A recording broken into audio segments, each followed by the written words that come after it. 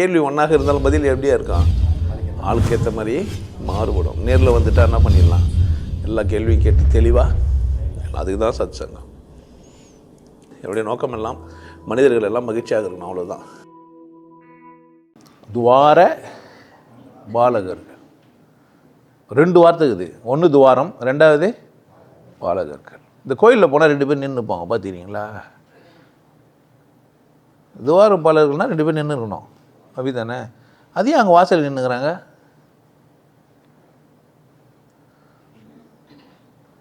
துவாரப்பாளர்கள் ஏன் வாசல் நின்றுக்கிறாங்க? எங்கே நின்றுக்கிறாங்க பார்த்தீங்களா? கருவறைக்கு முன்னாடி. கருவறைக்கு முன்னாடி. நான் கருவறைக்கு வரத்துக்கு முன்னாடி துவாரப்பாளர்கள் இருக்கிறாங்க. நான் கருவறைக்கு வரத்துக்கு முன்னாடி. பாலகர்னா பிறந்தவன், குழந்தைன்னு அர்த்தம். இந்த சாமி ஆடுறவங்களாம் அந்த காலத்தில் சில லாங்குவேஜெல்லாம் வச்சுன்னு இருப்பாங்க. பாலகா உனக்கு என்ன வேணும் கேளுன்னு. அந்த சாமியாரை பார்த்துட்டு வந்து இவங்க சாமி ஆடும்போதும் பாலகா, இந்த பாலகா வார்த்தையை மட்டும் திறந்து வந்து நிற்பாங்க. நமக்கு ஒரே பிரச்சனையாக இருக்கும், ராஜகனி கொடுன்னுவாங்க.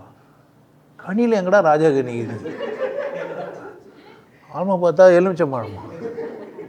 அதை எலுமிச்சை பழம்னே அழகாக சொல்லி வச்சுக்கிறான். 7.5 இச்சையை குறைச்சிரும். நீங்கள் பண்ணு நெல் எலுமிச்சை பழமாக சாப்பிட்டீங்கன்னு வச்சுங்க, வேலைக்கு செய்ய முடியாது உங்களால். ஆல்மா துப்பாக்கி எடுத்துன்னு போய்க்கு சுடாது. நீங்கள் பண்ணு எலுமிச்சை பழம் நல்லதுன்ட்டு என்ன பண்ணுறாதீங்க. ஆமாம், இருக்கிற பித்தத்தெல்லாம் எடுத்துரும்.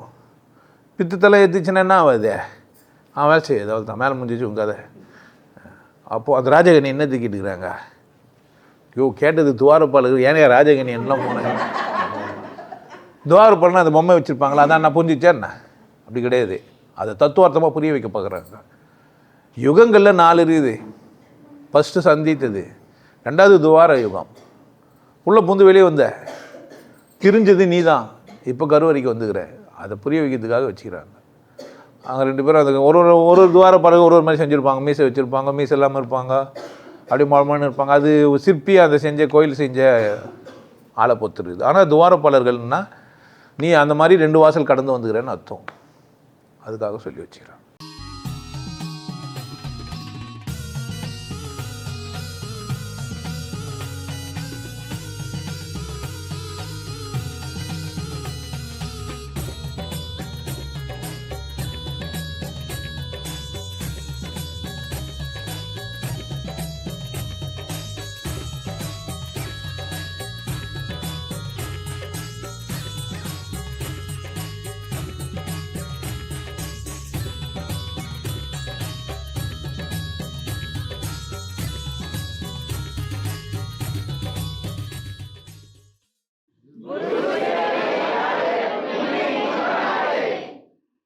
நல்லா இருங்க, சிறப்பாக இருங்க, கொண்டாட்டமாக இருங்க.